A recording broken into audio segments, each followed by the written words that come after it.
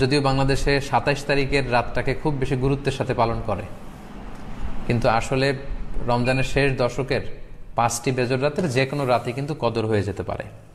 তাই বুদ্ধিমান মুমিনের কাজ হচ্ছে ৫টি বেজর রাতের প্রতিটি রাতেই সমানভাবে সমান গুরুত্বের সাথে ইবাদত করে যাওয়া, তাহলে কিন্তু কদর আর মিস হবে না। আল্লাহ রাসূল সাল্লাল্লাহু আলাইহি সাল্লাম বলেছেন, মান হুরিমা খাইরাহা ফাকাদ হুরিম, যে ব্যক্তি এই কদরের বরকত মাহাত্ম্য থেকে বঞ্চিত হলো সে আসলেই বঞ্চিত হলো।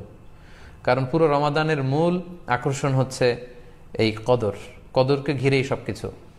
সো এই কদরের বরকত থেকে যারা বঞ্চিত হলো ফাকাদ হুরিম, তারা আসলেই বঞ্চিত। হি ইজ দ্য লুজার, সে আসলেই বঞ্চিত। আমরা বঞ্চিত হতে চাই না, আমরা গেইনার হতে চাই, আমরা বারাকা রহমত হাসিল করে নিতে চাই। আল্লাহ রাসূল সাল্লাল্লাহু আলাইহি ওয়াসাল্লাম ইরশাদ করেছেন, ফালতামিসু ফিল আশরিল আওয়াখিরি মিনাল ভিতর, রমজানের শেষ ১০ দিনের মানে শেষ দশকের বেজর রাতগুলোতে কদর তালাশ করো। তার মানে বাংলাদেশে আজকে থেকে শুরু হয়ে গিয়েছে। তার মানে ২১-এর রাত, ২৩-এর রাত, ২৫-এর রাত, ২৭-এর রাত এবং ২৯-এর রাত, এই ৫টি বেজর রাত, অড নাইটসগুলো, ৫টি রাতের যে কোনো একটি রাতেই কিন্তু কদর হয়ে যেতে পারে। এবং কালামুল্লাহ মাজিদে আল্লাহ তাআলা সূরাতুল কদর নামে একটি সূরা নাজিল করেছেন, যেখানে আল্লাহ বলছেন, লাইলাতুল কদরি খায়রুম মিন আলফি শাহর, কদরের রাত ১০০০ মাসের চেয়ে সেরা। ১০০০ মাসে হয় ৮৩ বছর ৪ মাস। তার মানে আজ রাতে যদি আমরা ইবাদতের মধ্য দিয়ে এই রাতটি কাটাতে পারি, তাহলে ৮৩ বছর ৪ মাস ইবাদত করলে যে পরিমাণে সওয়াব পাওয়া যাবে আল্লাহ তাআলা ঠিক ওই পরিমাণে সওয়াব দিবেন, এটা আল্লাহ বলেননি। আল্লাহ বলেছেন খায়রুম মিন আলফি শাহর, তার চেয়েও বেশি পরিমাণ সওয়াব, ব্লেসিংস, মাহাত্ম্য আমরা অর্জন করতে পারবো। এবং সালামুন হিয়া হাত্তা মাতলাইল ফজর, ফজর পর্যন্ত, রাত থেকে মাগরিবের আজান থেকে শুরু করে ফজর পর্যন্ত পুরো সময়টাই কিন্তু কদরের বরকতময় রাত। এবং যখন কদরের রাত আসতো, আল্লাহ রাসূল সাল্লাল্লাহু আলাইহি ওয়াসাল্লাম ইবাদতে খুব বেশি নিমগ্ন হয়ে পড়তেন। সারা বছরের কখনো রাসূল সাল্লাল্লাহু আলাইহি ওয়াসাল্লাম সারা রাত জেগে ইবাদতের কোনো নজির পাওয়া যায় না, শুধু কদরের এই রাতগুলো ছাড়া বা রমজানের শেষ ১০ দিনের এই সময়টুকুন ছাড়া। হাদিস শরীফে এসেছে, ইদা জা আল আশরা আহিয়াল লাইলা ওয়া আইকাযা আহলা ওয়া জাদ্দা ওয়া শাদ্দাল মিইসার, রমজানের শেষ দশক যখন আসতো আল্লাহ রাসূল সাল্লাল্লাহু আলাইহি ওয়াসাল্লাম সারা রাত জেগে ইবাদত করতেন, সারা রাত দাঁড়িয়ে দাঁড়িয়ে তিনি ইবাদত করতেন।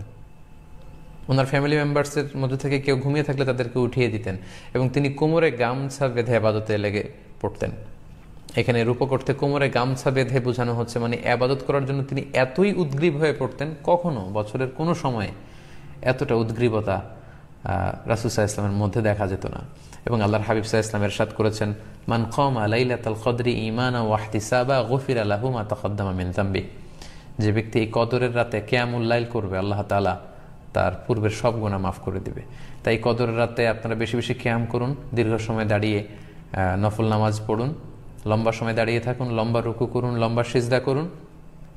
কারণ বান্দা যখন সিজদায় লুটিয়ে পড়ে তখন সে আল্লাহর সবচাইতে কাছে চলে যায়। আল্লাহর হাবিব সাল্লাল্লাহু আলাইহি ওয়াসাল্লাম বলেছেন, আকরাবু মা ইয়াকুনুল আবদু মির রাব্বিহি ওয়া হুয়া সাজিদুন ফাআকসিরু ফিহি দুআ, বান্দা যখন সিজদায় লুটিয়ে পড়ে তখন সে বান্দা আল্লাহ তাআলার সবচাইতে কাছাকাছি চলে যায়, খুব ক্লোজেস্ট হয়ে যায়।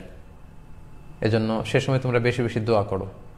তাই লম্বা কিয়াম করুন, কোরআন তেলাওয়াত করুন এবং সিজদায় পড়ে আল্লাহর কাছে দোয়া করুন। আম্মা জান আয়েশা রাদিয়াল্লাহু তাআলা আনহাকে বিষ্ণু ইসা ইসলাম একটা দোয়া শিখিয়েছিলেন এবং বলেছিলেন, আয়েশা, কদরের রাত যদি তুমি পাও তুমি এই দোয়াটা বেশি বেশি পড়বে। দোয়াটি হচ্ছে, আল্লাহুম্মা ইন্নাকা আফুন তুহিব্বুল আফওয়া ফাআফু আন্নি।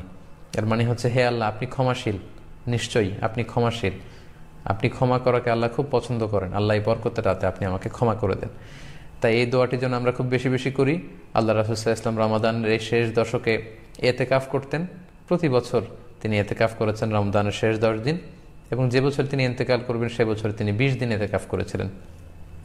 এবং আল্লাহ রাসূল সাল্লাল্লাহু আলাইহি ওয়াসাল্লামের ইন্তেকালের পরে আম্মা জান যারা বেঁচে ছিলেন ওনারাও মসজিদে নববীতে ওনারা কিন্তু ইতিকাফ করেছেন। সম্মানিত সুধী, যেহেতু বাংলাদেশে আজকে প্রথম কদরের রাত, এজন্য কদরের বারাকা এবং মাহাত্ম্য নিয়ে আমি সামান্য কিছু রিমাইন্ডার আপনাদের সাথে শেয়ার করলাম। আপনারা ইবাদতের মধ্য দিয়ে, কোরআন তেলাওয়াতের মধ্য দিয়ে, কিয়ামুল লাইলের মধ্য দিয়ে, আল্লাহর সাথে সম্পর্ক বৃদ্ধির মধ্য দিয়ে এই রাতটি পালন করুন। গোটা বিশ্বে যেমনি করোনার কারণে গোটা বিশ্ব আজ পর্যদুস্ত, সবাই একটা আতঙ্কের মধ্যে আছে। আসুন আমরা এই কদরের রাতগুলোতে কায়মনোবাক্যে আল্লাহর কাছে দোয়া করে আল্লাহ তাআলা যেন বিপদ থেকে আমাদেরকে মুক্ত করেন। আমি আপনাদের জন্য, সকলের জন্য আন্তরিকভাবে দোয়া করি এবং আপনাদের সকলের কাছে এই কদরের রাতে আন্তরিক দোয়া চাচ্ছি। আল্লাহ তাআলা আপনাদের সবাইকে ভালো রাখুক, সুস্থ